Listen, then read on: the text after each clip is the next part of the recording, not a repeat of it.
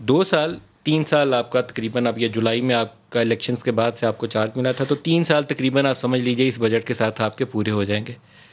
Large fiscal deficits, بہت record high external debts, total مجموعی قرضہ دیکھیں نا، جس کو وہ پرائم منسٹر جلسوں میں کہا کرتے تھے 30,000 ارب قرضوں کا بوجھ لاد کے نون لیگ چلی گئی، وہ اب 45,470 ارب ہو گیا، جس میں ڈیٹ اور لائبلٹیز کو آپ شامل کر لیں تو 15,000 اور 50% آپ کا 3 سالوں میں اضافہ ہے.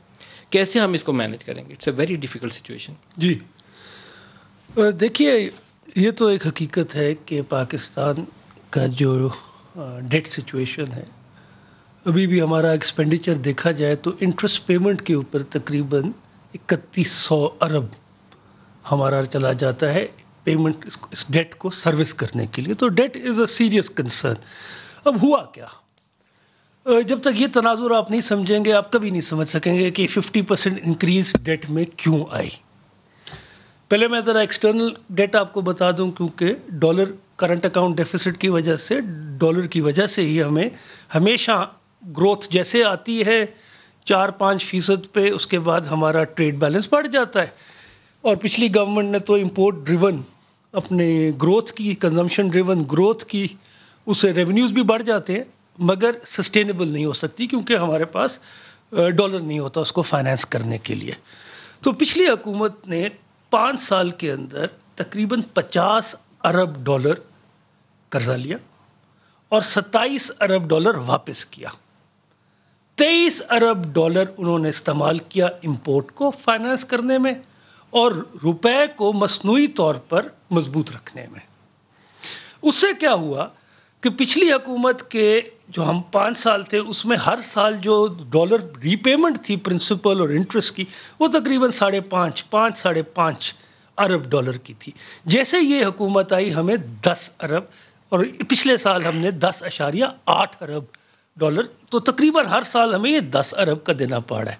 ہم نے جو قرضے لیے ایکسٹرنل 24 ارب ڈالر کے، اس میں سے تقریباً 22 ارب ڈالر واپس کیا ہے. اس میں وہ 2 ارب ڈالر بھی کا بھی شمار ہے جو ہم نے اپنے فرینڈلی ممالک کو بھی واپس کیا. تو یہ جو گورنمنٹ نے جو بھی ڈیٹ اٹھایا ہے، یہ صرف پچھلے ڈیٹ کی پرنسپل اور انٹرسٹ پیمنٹس کے لیے. قرضہ بڑھ کیسے گیا سر؟ سر میں عرض کر رہا ہوں نا، دیکھیں یہ اصل میں بڑی مس لیڈنگ سٹیٹمنٹ ہوتی ہے کہ ہم نے پچھلوں کے قرضے واپس کیے ہیں. آپ کی نیٹ ڈیٹ میں سر ہم نے کچھ پرنسپل بھی کیا ہے، اور جو دوست ممالک کا قرضہ تھا وہ آپ نے اسٹیٹ بینک کی بکس کے اوپر رکھا ہوا تھا، آپ نے ای اے ڈی کی بکس پہ بھی نہیں تھا ڈالا. مگر میں ہمیشہ ایسا رہا ہے، ہمیشہ ایسا رہا ہے. لیکن نہیں، دیکھیے اب آ جاتے ہیں ڈومیسٹک ڈیٹ کے اوپر. ڈومیسٹک ڈیٹ میں جو انکریز آئی وہ ایک دم آئی. 17-18 کے اندر یہ فگر تقریباً آپ کا ڈومیسٹک ڈیٹ کا جو نون لیگ کا تھا، وہ تقریباً ٹوٹل ملا کے ڈومیسٹک کو 16.5 ارب روپے کا تھا. اب تھا کیا یہ ڈیٹ؟ اب کتنا ابھی بتا دیں. جی ابھی یہ تقریباً آپ کا 25 ارب ہو. 25,000 ارب سے تجاوز کر چکا. 25,000 ارب سے. بس کی وجوہات بتا دیتا ہوں نا آپ کو. It's such a phenomenal number جس نے ہمارے بجٹ کا بیڑا گرک کر دیا. سر میری نہیں، اس طرح نہیں ہو سکتا نا. آپ سے تو مجھے امید ہے کہ آپ یہ سمجھیں گے کہ بڑھا کیوں ہے. اس میں 3 فیکٹرز ہیں.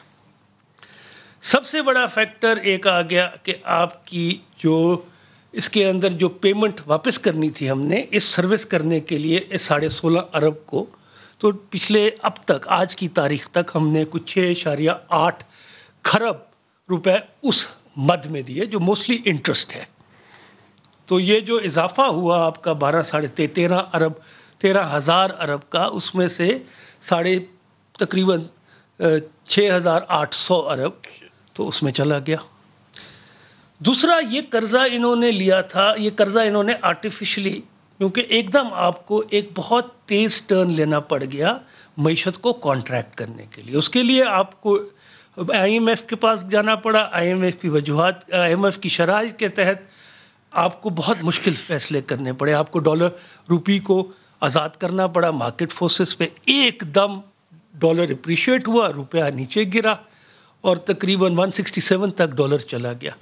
تو اس کا جو امپیکٹ آیا، اور اب روپیہ نیچے آ گیا، روپیہ مضبوط ہو گیا، تو تقریباً 2.5 کھرب 2600 ارب کا امپیکٹ تو سیدھا سیدھا موٹی بات سمجھ لیں کہ اگر آپ کا ایک روپیہ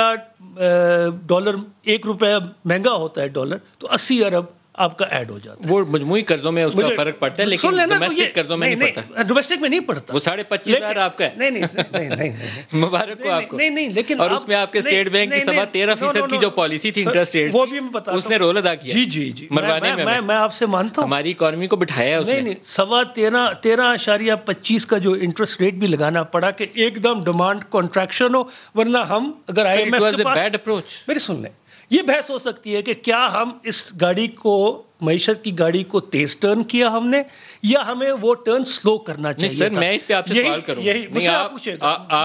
آپ نے EAD پلاننگ بھی بہت ساری جگہوں پہ آپ رہ کے آئے ہیں, آپ اس کو بہتر سے اور آئی ہوپ کہ اس کو صحیح طریقے سے آنیسٹلی اس کو انٹرپریٹ کریے. 13% کی سب سے بڑی کاسٹ جو تھی وہ فیڈرل گورنمنٹ نے انٹرسٹ پیمنٹ کی مد میں بک کی. دنیا میں جہاں کنزیومر فائنانس ہوتا ہے وہاں آپ ڈیمانڈ کو کانٹریکٹ کرتے ہیں. یہاں ہمارے بجٹ کا بیڑا گرک ہو گیا اور گورنر کو پتہ ہی نہیں تھا کہ گورنر کر کیا رہے ہیں. وہ پچ کر رہے تھے دنیا میں ہاٹ منی کے لیے کہ 13.25% پہ ڈالر لاؤ. سچ اے بیڈ اپروچ. میں توقع نہیں کرتا کسی گورنر سینٹرل بینک سے کوئی کام کرے گا. دیکھیں میں بڑا آنیسٹلی میں نے ہمیشہ یہ کہا ہے کہ آپ کا انٹرسٹ ریٹ آپ کی کور انفلیشن کے ساتھ پیگڈ ہونا چاہیے, کیونکہ ہماری باقی انفلیشن امپورٹڈ انفلیشن ہے, یہ کاسٹ پش انفلیشن نہیں تھی. کور انفلیشن اس وقت کیا تھا 7.7. تو 13.25 گورنر نے کیسے کیا؟ کبھی آپ نے ان کو اکاؤنٹیبل نہیں ٹھہرایا, کنفرنٹ کیا آپ نے ان کو؟ جی یہ ڈسکشنز ہوتی رہتی ہیں. تو ایک اس کی وجہ سے بھی ڈیٹ ری پیمنٹ کے اندر جو یہ 4-5% ڈسکاؤنٹ ریٹ بڑھا تو اس کا جو اب تک امپیکٹ آیا اور اب نیچے آ رہا ہے تو وہ تقریباً 400 ارب کا تو وہ امپیکٹ آ گیا آپ کا تقریباً. تو یہ اور دوسری بات آپ کو سمجھنی چاہیے 400 بلین پر اینم. یہ سن لیں میری دوسری عرض سن لیں. تقریباً اس کا بھی یہی رفلی فگر ہے کہ 1% اگر بڑھ جائے قرضے کے سود کی مد تو تقریباً 80 سے 90 ارب روپیہ آپ کا اضافی آپ کو ڈیٹ سروسنگ پڑ جاتی ہے. اب ایک اور مزیدار بات بھی سنیے.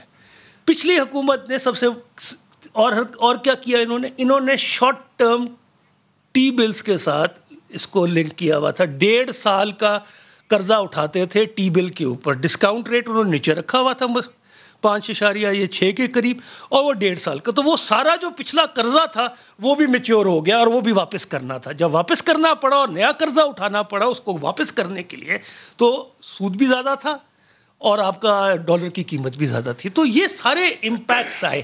اس سے زیادہ جو پچھلی حکومت کرتی رہی کہ وہ اسٹیٹ بینک سے روپے چھاپ لیتی تھی اور پھر اسٹیٹ بینک سے ہی پروفٹس کی شکل میں اس کے ساتھ زبیر صاحب کی طرف آ رہا. تو میری عرض یہ ہے کہ تقریباً 1.5 1500 ارب روپیہ تو اس حکومت نے اس انکریز جو ڈیٹ میں آئی ہے یہ ایک کیش بفر رکھا اور اسٹیٹ بینک سے روپیہ نہیں چھپایا.